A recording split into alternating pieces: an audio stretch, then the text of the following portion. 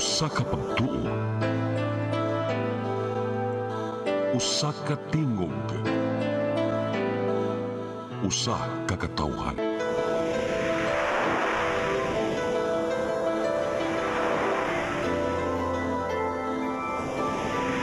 Cebu Catholic Television Network.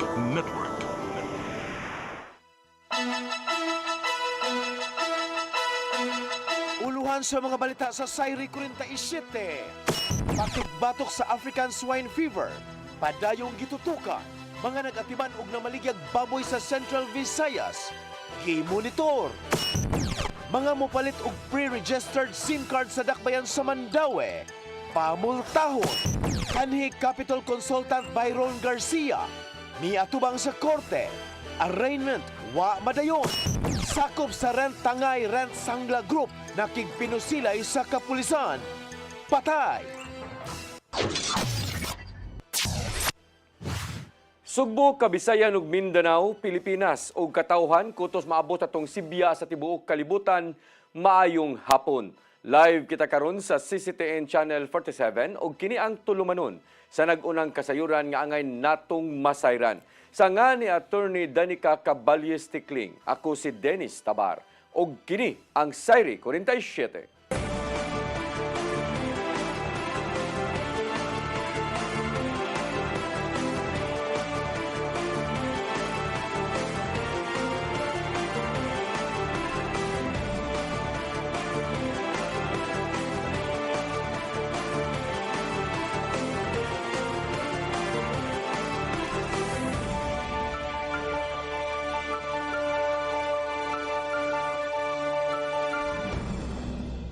Ug karon sa kumpletong detalye sa atong mga balita, Department of Agriculture dinhi sa Region 7 may subay sa mga nag-atiman og namaligyag baboy dinhi sa Central Visayas. Padayon usab ang pagkikalayon sa mga LGUs aron mapanalipdan pa ang African Swine Fever. Ang kasayuran ihatod ni Gian Navarro. Karong naka-alerto na ang Sugbo ug Bohol batok sa African Swine Fever. Gisubay na sa Department of Agriculture 7 ang mga nanginabuhi og baboy, ingon man ang mga namaligya kung aduna pa bay sintomas sa maong sakit. Matod sa iya sa focal person na lang si Zim Voltaire Amper, nga lakip silang gipatutukan ang mga backyard hog raisers aron masigurong walay gipamati sa lawas. Ana sa 96% sa mga namuhi og baboy silang panimay ang rehistrado na sa DA7 sa tinguha nga makapaymos sa mga benepisyo gikan sa ahensya. Samtang kanunayon silang habig og sa Municipal Agriculture Offices ang monitoring sa kahimtang sa mga baboyan o pagkuha ng sabog samples gikan sa mga binuhi. Kini aron masigurong magpabiling negatibo ang mga baboy sa makamatay nga ASF. Naabot na mo issue atong certificate of free status sa ASF sa kanagyod nga mismo nga farm. So isa na sa atong measures diri sa mga farms ka registered sa Department of Agriculture. Usa sa masagad nga suliran sa pagpahugot batok sa ASF mao ang pagbaton og kaugalingong supply sa baboy sa dapit. Maong padayonon sa DA7 ang weekly price monitoring ug hayan i-report ngadto sa LGUs pinagi sa Price Monitoring Council. Moabag usab ang attached agency sa DA nga National Meat Inspection Service aron pagsuta kung luwas basab sa ASF ang mga baligyang karne ug ubang pork products. If ever na we give them feedback sir to the local government units concerned nga mao ni mga prices nga among na monitor, mao ni mga results sa mga analysis. Walay puwas usab ang coordination sa LGU o mga tinugyanan sa balaod aron di dali makalusot ang mga baboy gikan sa ASF infected areas. Maong pakusgan usab sa Cebu Provincial Veterinary Office ang monitoring sa mga pantalan karon nakadawat sila og sumbong may tungod sa posibleng pagpalusot sa mga baboy sa ubang dapit. Okay, so ang katulong mong gibuhat is mga backyard farms sa mga barangay. So ang issue na after kung free na nga area, RAS, ASF, Recognition for Active Status of African Swine Fever. Kung commercial farm, muna siya ang katong Certificate of Free Status on ASF. Muna siya, CFS. May pasalig usab ang DA7 o mga lokal nga kagamanan nga padayonon ang pagtutok sa ubang mga sakit nga makaapekto sa ubang livestock supplies. Continue with the foot and mouth disease. Nasa tayo monitoring for the brucella katong maka-abortion, no, for the cattle and the carabao, and of course kae also copper arthritis, encephalitis. Ug lain pa mga sakit sa kanang goat. Ian Navarro, CCTN News. Gi-question sa Commission on Audit ang Carbon Public Market Redevelopment Project. Gumikan sa giingong kakulian sa kantidad nga ihatag ngadto sa dakbayan sa Sugbo. Nakadawat unta ang syudad og pasiunang kantidad nga 50 milyones pesos matag tuig base sa nahimong kasabutan niadtong 2022. Apan nakita sa State Audit Report nga way nahimong pagtunol sa bayad gikan sa tuig 2023 hangtod sa 2025. Gikabalak-an usab sa COA ang kakuwang sa kwintada gikan sa nahimong kasabutan sa syudad ug sa Megawide Corporation. Giangkon usab sa City Treasurer's Office nga usa ka exit conference nga wa sila'y nakit-ang dokumento may tungod sa 50 million pesos nga bayranan ngadto sa dakbayan.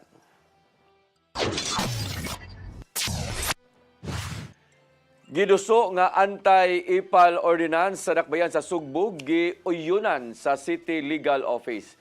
Gisugyot sa mao nga buhatan ang striktong pagpatuman niini sa gayon nga mamahimo ng balaod sa syudad. Ang kasayuran ihatod ni Gian Navarro.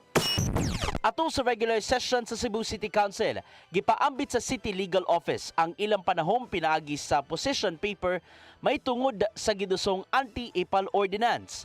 Matod ni Attorney Claudette Gonzales nga uyon ang City Legal ug pinasubay sa kasamtangang balaod ang gidusong provision sa balaod nun human sa makuting pagsubay. Sumapa niya nga pinasubay sa mga lagda sa General Welfare Clause o sa Local Government Code. Ingon man sa Department of Interior and Local Government Memorandum Circular among ordinansahon. Kini aron kalikayang mapolitika ang mga sakyanan, properties ug ubang gamit nga gipanag-iya sa lokal nga kagamhanan. Hugot nga gidili sa gidusong ordinansahon ang pagbutang og pangalan ingon man dagway sa incumbent official ngadto sa mga butang.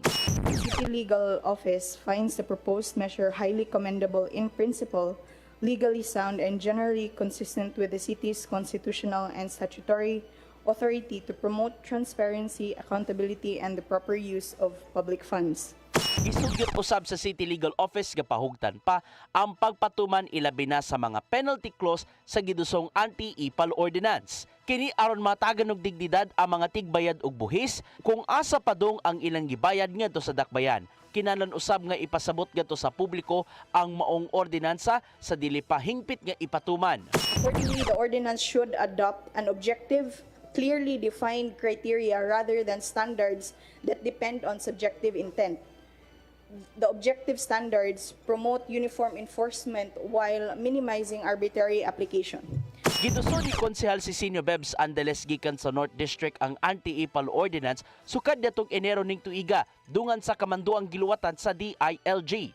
Gitak-op pinagi sa position paper sa City Legal Office ang ilang public consultation sa mga balaod una pa padayonon ang pagduso ngadto sa konseho hangtod sa third reading. This proposed ordinance is founded on the principle that government projects are funded by people's taxes and should be recognized as a public assets rather than platform for personal promotion of public officials. Ian Navarro, CCTN News. Gipakusgan sa Cebu Provincial Government o sa Department of Social Welfare and Development dinhi sa Region 7 ang pagpakigbatok sa human trafficking atol sa gihimong provincial and regional summit. Gituki ang mao nga suliran og dugang pa nga mga lakang aron masumpo ang human trafficking sa Sugbo o sa tibuok rehiyon. Nakigiusa sa kalihukan si Gobernador Pamela Baricuatro subay na sa pahimangno nga gukdon gyud sa provincial government ang mulingla sa bisan kinsang tao aron mabutang sa alanganin ang kinabuhi. Nag-abot sa summit ang matinugyanan sa balaod, organisasyon o advocacy group nga naghiusa sa pagpanalipod sa kinabuhi sa uban batok sa dautan nga pinaagi sa human trafficking. Subay kini sa padayong collaboration sa isig ka ahensya o grupo aron malayo ang mga batan-on sa og kababayen-an sa human trafficking apil na ang online sexual abuse.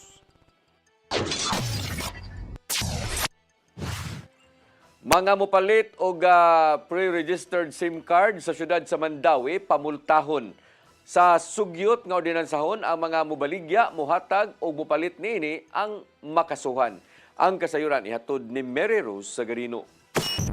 Napasar sa unang pagbasa sa sesyon sa Konseho sa Mandawi ang ordinansahon nga nagdili sa pagbaligya, pagpalit, pagbalhin ug pagpanag-iya sa mga pre-registered SIM card. Nagtumong sa pagpaligon sa pagpatuman sa Republic Act No. 11934 o ang SIM Registration Act. Not national law, but then we made an ordinance, mirrored it to national law, but we added kaning to penalize the buyer. Kasi sa national law, wala may buyer dito. So, wala may seller siguro kung wala'y buyer, di ba? So, kung wala'y demand, wala'y supply. Mato ni Dilmar, nga doon na sila nadawat nga mga report kabahin sa pagbaligya o pagpalit sa pre-registered SIM. Busa gipasa ang balaod nun. Matud niya nga ang pagpalit og pre-registered SIM card wala miuyon sa tumong sa SIM Registration Act nga ang matagtaw kinahanglang mo parehistro sa bagong SIM card ubos sa iyang kaugalingong ngalan. SIM card. So, kung ako, buyer ko, why buy nga ka na naka-pre-register na pwede naman kita nga kita mo register. So, there's an intention in there. There's already an intent. Ubos sa gisugyot nga ordinansa, gididaan ang pag-apod-apod sa pre-registered SIM. Ang mga makalapas, mahimong makamulta og 5,000 pesos. Kung establishmento, mahimo usab suspindihon o i-revoke ang ilang business permit. Mary Rose Sagarino, CCTN News. Mosunod, kanhi Capital Consultant Byron Garcia ni atubang sa korte, arraignment wa madayon. Kana og daghan pang mga balita sa pagbalik sa Sayre 47.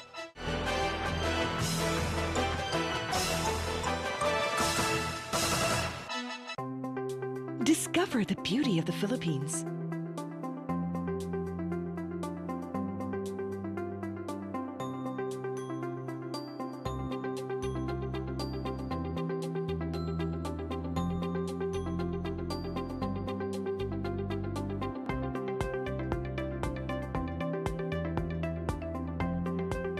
With Philippine Airlines, the country's flag carrier.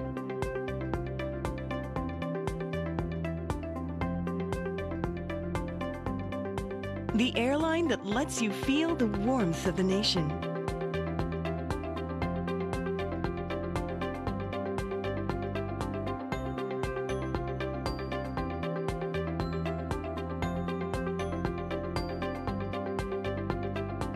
Mabuhay!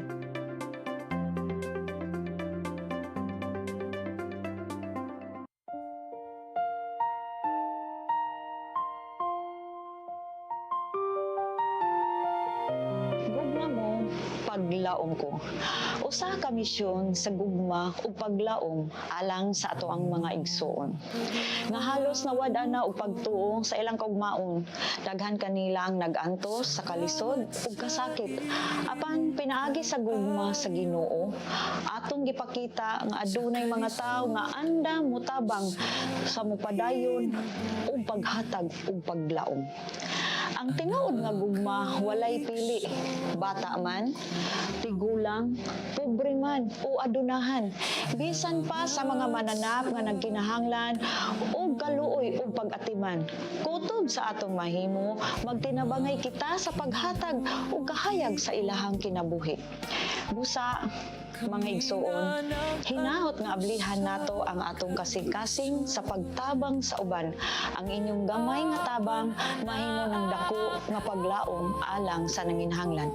Kamo mahimong instrumento sa gugma o panalangin sa Ginoo. Kini ang programa nga Gugma Mo, Paglaom Ko. Daghang salamat ang inyong alagad si Miss J.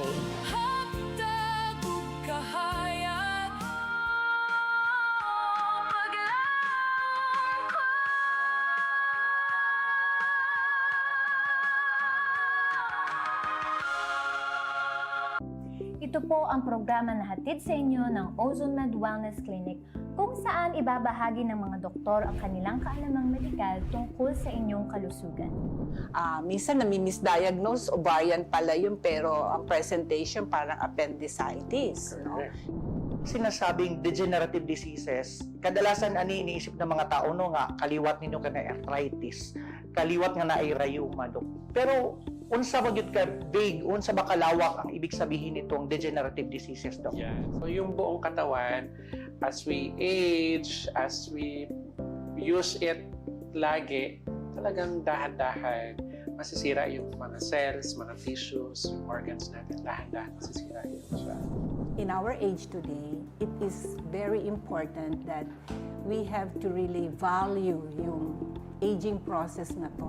Toxic na lang yung pinag-uusapan natin, but gaano ka-importante this time? Yung mga tao dapat sila educated about these changes ng global health.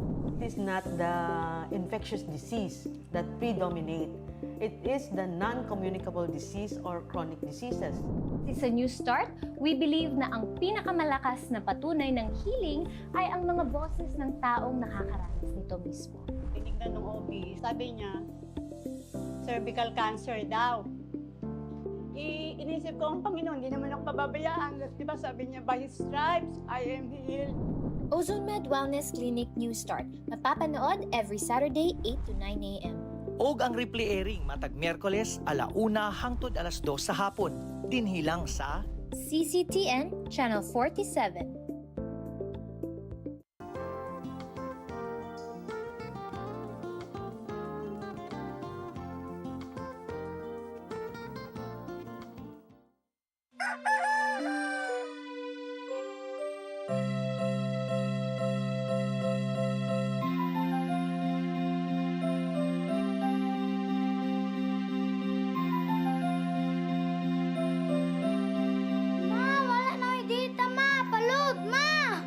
Sorry ma'am, na-late ko. Nangita pa mong ko para internet sa kong anak, ma'am. Ay, wala na yung problema. Pag sinisibo! Sinisibo, sinisibo. For your internet connection And for the signal of your cable TV. so fast and straight, the transmission to your home. Sinisibo! Sinisibo, sinisibo. Offers you to have fiber optics. For your viewing experience, perfect and clear so fast. So great and affordable for you to enjoy. Sinisibo. Cine Cebu Television Network Incorporated offers fiber to the home broadband internet bundled with fiber to the home cable TV connection. Cine Cebu Television Network Incorporated with its operation in Metro Cebu and the whole province of Cebu soon. And affordable for you to enjoy. Sinisibo! Ang kinabuhi puno sa hagit. Sugpila ka, Dri, ha? Ay, paginarte! Pagdita ka! Puno sa pangutana. Bata pa gani ka kayo? Nagpuyab-uyab na ka? Kinsa man ang mukhang masakitin nato din ay karoon ha? Kinsa! Kung sibuti mo'y pasabot, Daddy. Puno sa luha. Pagpili pa, ako nga imong anak o kanay imong mga babae. Kasuko. Yung ano pa? Ano itong ka ni Papa? Apan bisan mangit-ngit pa ang imong kalibutan, aduna pa'y nagpahiping kahayag. Aduna ka pa'y kasumbungan. Mga laman, hanap na. Dear Tatay, Tunog na unlod na. Nganong Waylaing paagi aron masabtan nato ang Biblia. Kinanglan nga doon natay relasyon kang Hesus. Hangtod sa layan natong panaguban, daghang salamat. Shalom. Tunog na unlod na.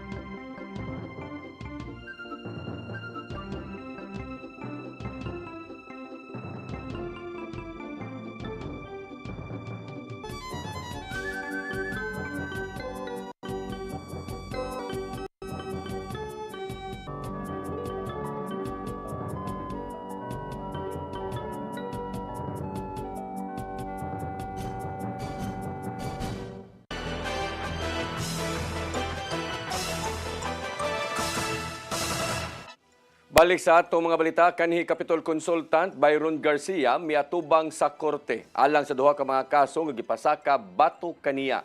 Wa mahinayon ang arraignment karong adlaw. Ang kasayuran ihatod ni Mary Rose Sagarino.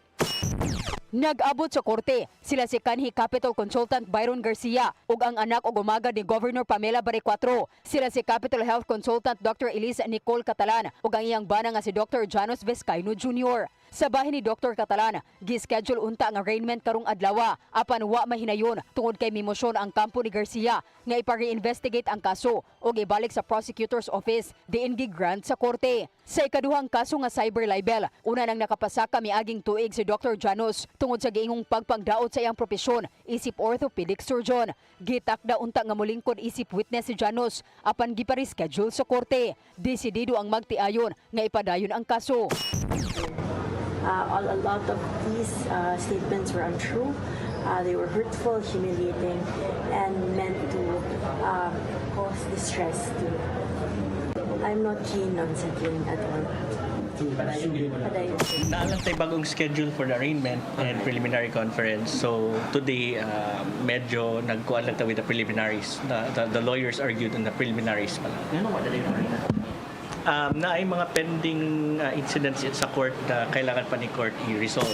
Samtang sa iyang habig, mato ni Garcia, gikonsiderang nagmadaugon siya karon nga hearing tungod sa pag-aproba sa korte sa re-investigation. Grant ang among motion for investigation. That is what I meant by victory. So victorious koron kay mabalik naman dito sa fiscal ning ako ang kaso niya makatubag nami, makahatag nami mga counter affidavit tungkol sa mga ebidensya may panghatag. Kay sa wa mami kalibutan. Diretso man sila kon. Nalipay ko na at least fair kayo ang judge. Makita niya ba? Bisag na yung mga rules pero nakita niya ang fairness nga na violate yun akong due process. Dugang pa ni Garcia nga andam siyang atubangon ang mga kaso kung ipadayon kini sa magtiayon. Mary Rose Sagarino, CCTN News. European Union misaway sa hulga sa administrasyon ni US President Donald Trump nga bungkagon ang International Criminal Court. Wa nila mauyunan ang pasangil taliwa sa kaligdong sa mao nga Tribunal Court. Ang kasayuran ihatod ni Gian Navarro. Gisaway sa European Union ang nahimo mga hulga ngadto sa International Criminal Court. Human gingusgan sa kasamtangang liderato sa Amerika ang pagpakigbatok sa maong Tribunal Court. Mato di EU spokesperson Anwar El Anouni nga dili makadawat ang maong matang sa pagsaway o pagpang-atake batok sa mga court-elected officials o mga kawaning nakigalayo niini. Hugot nilang gibarugan ang kaligdong sa International Criminal Justice batok sa mga opisyal nga nagpalabi ngadto sa katilingban kon impunity.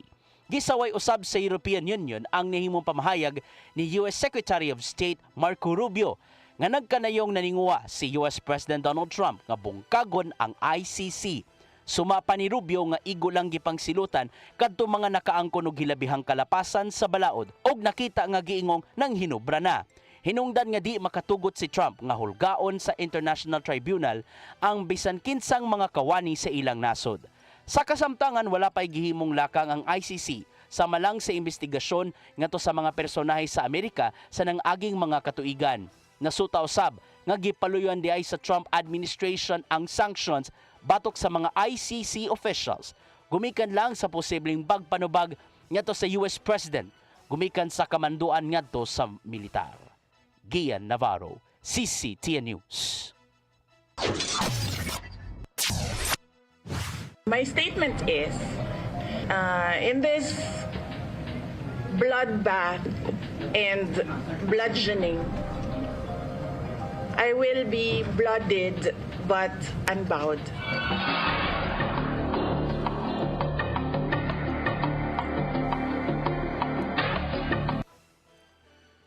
Nahukman sa prosecution panel nga dili na mupatawag kung mapatimaw isip saksi sila si Office of the Vice President Chief of Staff Zulaika Lopez o Captain Belinda Bilio. Matod sa Counsel for the Prosecutors nga si Attorney Lorna Kapunan nga dili na kinahanglan nga ang redundant na kung i-present pa ang duha ka mga witness sa witness stand. Subay kini sa padayong investigasyon bahin sa nahimong pagpanghulga kang Vice Presidente Sara Duterte ngadto kang Presidente Bongbong Marcos ug uban pa isip impeachable offense. Wa hinoon nagdahom ang habig sa depensa sa nahimong pahibaw ni Attorney Kapunan kagabi. Nagkanayon ang tipamaba sa depensa nga si Attorney Michael Pua nga okay ra sila sa ilang habig sa nahimo nga desisyon.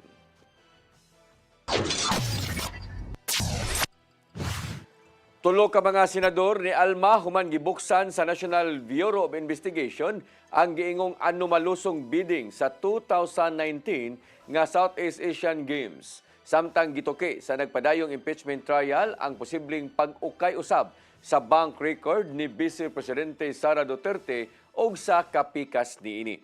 Ang kasayuran ihatod ni Mary Rose Sagarino.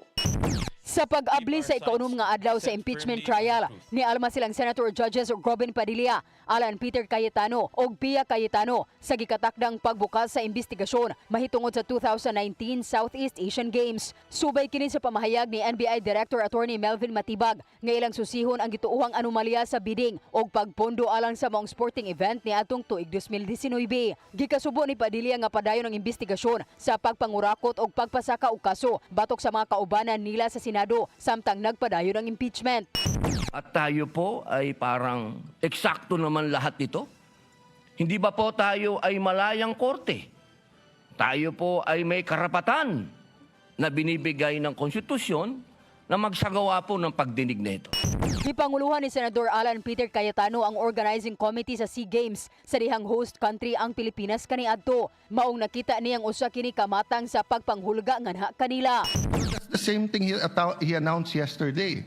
A marites accusation towards me that affects this court because I am now a senator judge.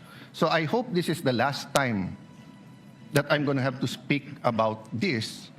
But definitely, we've been speaking about this, binabawasan talaga kami. Gipanalipdan sa igsuon niyang si Senator Pia Cayetano ug nagkanayong igo lang gibuhat ang trabaho sa impeachment. Nakita usab sa managsuon nga gitag sa hinuon sila sa pagpahigayon og investigasyon. Is he trying to intimidate us not to ask him tough questions when he is our resource person next week? I do not know. But those statements, those actions are not acceptable. Possibly contemptible. Gikatakdang mupatimaw si Matibag sunod simana sa impeachment court isip saksi gikan sa House Prosecution Panel. Kini aron sukit-sukiton ang nahimong investigasyon kalabot na sa gayong assassination plot ni Vice Presidente Sara Duterte batok sa administrasyong Marcos Jr. Samtang gituki karong adlaw ang mamahimong dangatan sa bank og tax records nilang Vice Presidente Duterte ug banang si Manasseh Scarpio. Kabahin kini sa giyong wala pagtugan sa detalye sa ilang mga kabtangan nga usa sa mga impeachable offense. Nagkanayon ang prosecution panel nga si Kongresista Chel Jokno nga confidential ang tanang bank deposits ubos sa bank secrecy law gawas lang kung naay impeachment cases. Buot usab nga ipasabbi na ang mga detalye sa maong dokumentong may kalabutan sa kinitaan sa pamilyang Duterte. Mary Rose Sagarino, CCTN News. Formal nga milagda og usa ka kasabutan ang probinsya sa Sugbo sa dakbayan sa Sugbo ingon man ang dakbayan sa Talisay tali sa San Juan City aron mapalambo ang mga plano ug programa ubos sa Sisterhood Agreement atol sa usa ka seremonya sa Kapitolyo karong adlaw. Anaa sa maong kalihukan sila si Governor Pamela Baricuatro, Cebu City Mayor Nestor Archibal, Talisay City Mayor Gerald Anthony Samsam Gulyas ug San Juan City Mayor Francisco Zamora. Tinguha sa mao nga partnership nga masiguro ang pagtinabangay sa mga lokalidad sa mga maayong gawi sa matag lokalidad nga mamahimong ipatuman usab sa mga komunidad. Tumong sa mao nga kasabutan nga makamugna og dugang nga mga estratehiya sa turismo sa matag lugar og oportunidad dili lang sa panginabuhi ug sa pagpanabaho. Formal nga gitugyan ang multipurpose building o health center nga adunay roof cake ngadto sa barangay Umapad, siyudad sa Mandawi. Giton-over kini nila ni Congresswoman Imari Lollipop Uwano Dizon o Department of Public Works and Highways 6th District. Ang bag-o nga health center nga adunay 8 ka kwarto din ipahimutan ang mga programa ug serbisyo alang sa panglawas gikan sa lokal nga kagamhanan. Ingon man ang mga opisina sa nagkadaiyang mga sectoral group sama sa kababayenan, senior citizens ug uban pa. Tumong nga mas mapaduol og paspas nga paghatag og serbisyo kabahin sa panglawas ngadto sa mga residente sa barangay.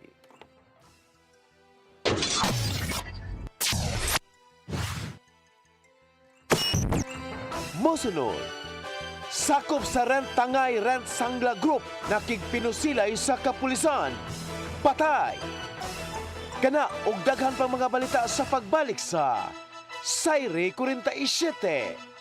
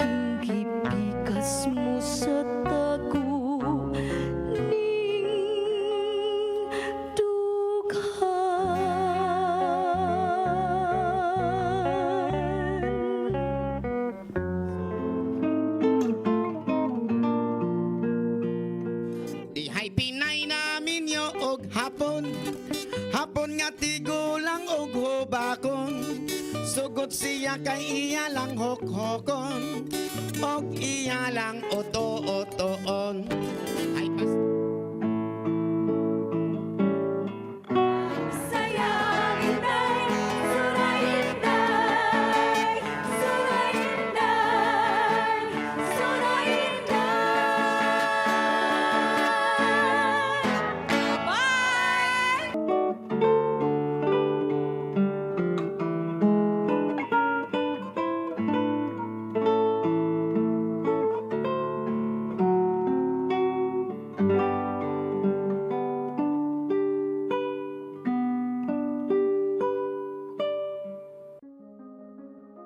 Nangita ka ba og wellness consultation ug preventive health support?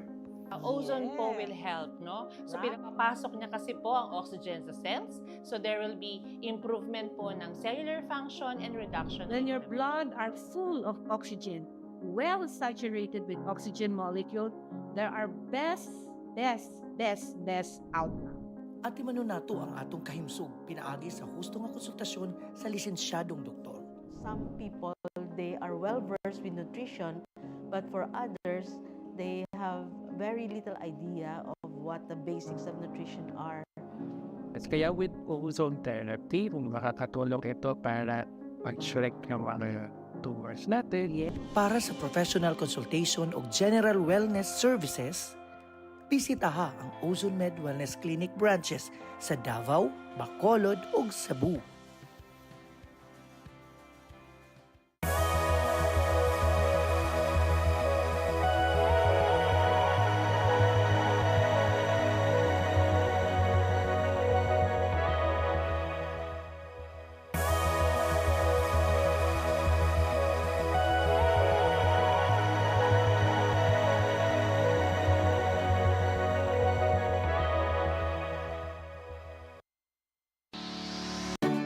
Looking for the best internet deals in Negros Oriental? Field Products Negros is here to bring you fast, reliable, and affordable internet with plans made just for you. For as low as 899 pesos per month, enjoy speeds of 50 Mbps, perfect for streaming, working, or studying from home. Need more speed? No problem. Get 100 Mbps for just 1,199 pesos. 150 Mbps for only 1,499 pesos, or our fastest plan, 400 Mbps for just 2,399 pesos per month. Plus, you can add over 100 cable TV channels to your internet plan for just an additional 100 pesos per month. That's entertainment and lightning fast internet all in one. Enjoy no installation fees and start today with a 1,000 peso customer deposit. Call us now or visit our website to sign up with the Phil Products Negros. You get internet that's affordable, reliable, and local. Phil Products Negros, bringing you closer, faster. Call us at 0917-631-5240 or visit our website www.philproductsnegros.net or our Facebook page, Phil Products Dumaguete. Subscribe now. I am the God that healeth thee. I am the Lord, your healer. I sent my word and healed your disease. I am the Lord, your healer. I am the God that healeth thee. I am the Lord, your healer. I sent my word and healed your disease. I am the Lord, your healer. I am the God that healeth thee.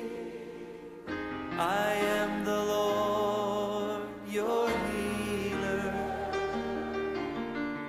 I sent my word and healed your disease. I am the Lord, your healer. I am the God that healeth thee. I am the Lord, your healer.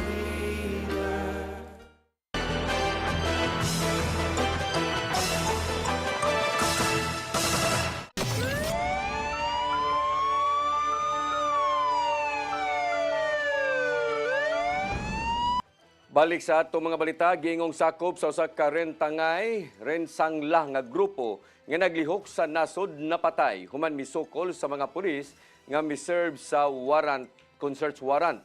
Nagatubang og kasong paghupot o gadili lisensyadong armas ang biktima. Ang kasayuran ihatod ni Arnold Bustamante. Nahimong dugo ang pag-serve unta og search warrant sa mga personel sa Criminal Investigation Detection Group Cebu City Field Unit pasado alas 3 ganang kadlawon sa sitio dita Barangay Pulang Bato sa Sudat sa Sugbo. Human ni nakipinosilay sa mga pulisa. Ang suspitsado gilang nga si Ninyo Jude Mabano Uwatan hingkod ang pangidaron nga nagpuyo rasab sa mga rapita. Ang CIDG Cebu City Field Unit uban sa mga personel sa City Intelligence Unit sa Cebu City Police Office, Regional Intelligence Unit 7, Special Weapons and Tactics ug sa pakigalayon sa Talamban Police Station mipahigayon sa pagronda pinasikat sa search warrant nga giluwatan sa RTC Branch 17 sa Dakbayan sa Sugbo sa kalapasan sa paragraph A, Section 28 sa Republic Act 10591 nga nailanga Comprehensive Firearms and Ammunition Regulations Act batok ang uwatan. Tingwan ilang nga makuha ang armas nga gingong nga nasa sulod sa iyang panimay.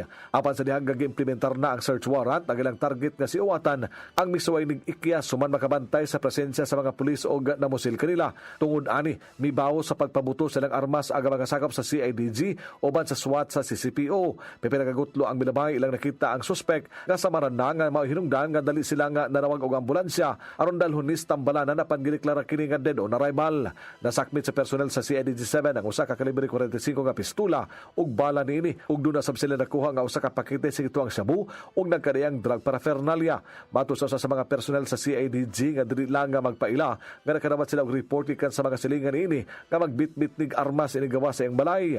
Musinggit matod pa kini nga kung kinsa to nga mga kawatan diri maigo sa iyang armas nga mao kanunay nga himuon sa suspitsado duno usab ni kasong murder nga gitubang sa korte ug illegal possession of firearms o karapasan sa common gunman nga ginakda na unta nga hukman.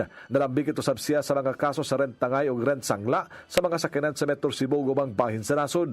Gawas ni siya usab ang gitudlo nga usa sa mga suspitsado sa kasong abduction sa duha ka mga negosyante sa Miranza Center sa Barangay Marilad, Dakbay sa Sugbo niadto nga Mayo 11, 2026 na nag-viral sa social media ang video. Gibutiyag sa hepe sa CIDG7 Regional Field Unit 7 Police Colonel Rosel Encarnacion kalihitimo ang mao nga operasyon. Gani ang yaga mga personnel na record ang maong insidente. Pinagi silang body-worn camera o ubang alternatibong recording devices isip kubahin silang nga compliance aron pagsiguro sa transparensiya ug accountability sa tibok operation. Gidayeg ni Encarnacion ang iyang mga personnel sa manampuson nga pag-implementar sa kamanduan sa korte. Gipasalig sa CIDG7 nga ang tanang nasakmit nga mga ebidensya ilang ipaubos sa sakto, legal ug forensic processes ug bisan patay na ang suspitsado ilang giandam ang kasong kriminal subay sa nakuha nga mga ebidensya ngadto sa piskalya sa Dakbayan sa Sugbo. Arnold Bustamante, CCTV News. Wilder nga nalambigit sa pagpamaligya sa illegal nga drogas gibaybas sa mga sakop sa Philippine Drug Enforcement Agency Bohol Provincial Office dito sa Tagbilaran City kagabi. Kapin sa 1 milyon ka pesos nga kantidad sa shabu ang nasakmit. Ang kasayuran ihatod pagbalik ni Arnold Bustamante. Napusasan ng usa ka welder humani mabaybas sa mga sakop sa Philippine Drug Enforcement Agency Bohol Provincial Office uban sa Tagbilaran City Police Station ug Bohol Maritime Police alas 6:12 kagabi dito sa Purok 8 Barangay Bohol sudad sa Tagbilaran. Ang nasikop gila ni PDEA 7 Director Joel Plaza nga si alias Jefferson, 27 anyos welder nga nagpuyro sab sa Mauga Dapita. Nako sa mga personal sa PDEA ang upat ka dagkong puto sa kituang shabu nga motimbang sa 163 gramos kadto estimated average market value nga 1.1 million pesos. Lakip sa nasakmit ang buy-bus money o sa ka-cellular phone o sa ka-motorsiklo nga mo gigamit sa pag-deliver sa illegal nga drugas o ubang ebidensya nga ilan ang ginuso sa PNP Bohol Forensic Unit. Samtang ang suspitsado nga si Jefferson kasamtangang gikustodiya sa Tagbilaran City Police Station o giandaman ang kaso sa kanapasan Section 5 ug 11 Article 2 Republic Act 9165. Sigun ni Lia Alcantara, Information Officer sa PDEA 7 nga usa ka semana nilang gipaubos sa case build-up ang suspitsado human madawat ang impormasyon gikan sa kasarigang tinubdan. Gingong nga makamarigya ni og usa ka kilo nga shabu matag semana gikan sa iyang supplier nga parehan pang giila sa mga otoridad. Wala pay record ang suspitsado nga nagpasabot nga karon pa kini nadakpan apan pipila ka buwan na ang iyang pagpamarigya sa illegal nga drugas. Arnold Bustamante, CCTV News.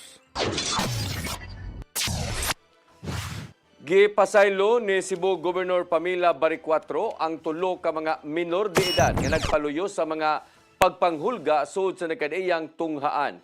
Kuyog ang ilang mga ginikanan mipatimaw sa closed-door meeting sa Provincial Peace and Order Council ang duha ka mga minor de edad gikan sa Talisay City ug laing usa gikan sa Dakbayan sa Karkar. Nasuta ni Baricuatro nga natagamtaman sa maong mga batan-on ang bullying mao nga misangpot sila sa pagpost sa maong matang sa hulga sa internet. Gitambagan sa gobernador ang mga batan-on nga kung mahimo likayan ang pagsunod sa mga binuhatan sa social media nga makadaot sa katilingban. Gipahinumduman usab niya ang mga ginikanan nga timanon ang ilang mga anak samtang padayon nga ipaubos sa intervention gikan sa Department of Social Welfare and Development.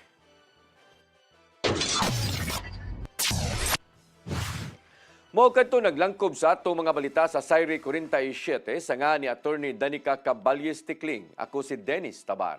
Hanton ugma dinig hapon sa inyong paboritong tulumanon, Sayri 47.